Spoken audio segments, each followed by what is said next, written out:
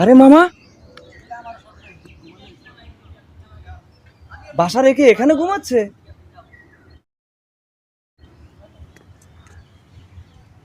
ব্যাপারটা তো বুঝতে পারলাম না। হায় রে, আমার 7টা না 10টা না, আমার একটা মাত্র মামা।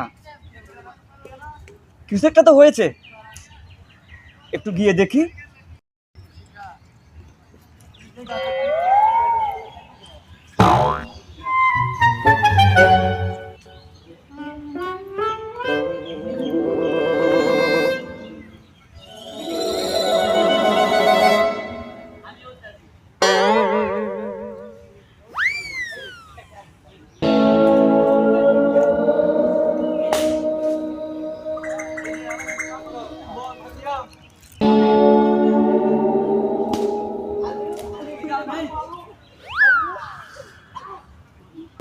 गया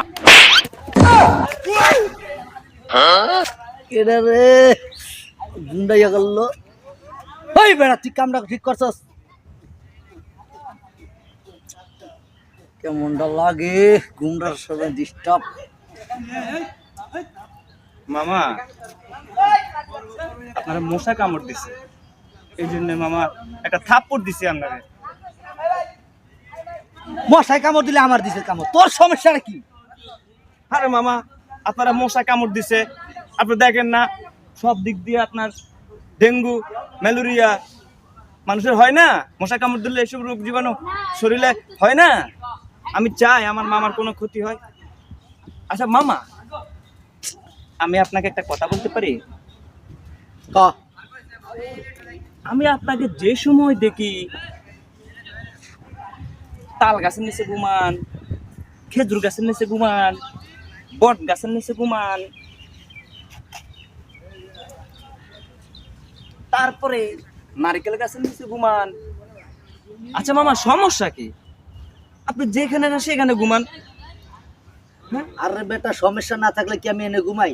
তোর ঘরে অশান্তি, ওই জায়গায় অশান্তি, যেই জায়গায় যাই সেই জায়গায় অশান্তি। আমি একটু আইসি আরামে গাছতলায় ঘুমামো, মাইসে কয় গাছতলায় রে, ওই যে একটা গান শোনো, পাঁচতলায় শান্তি নাই রে, আছে গাছতলায়।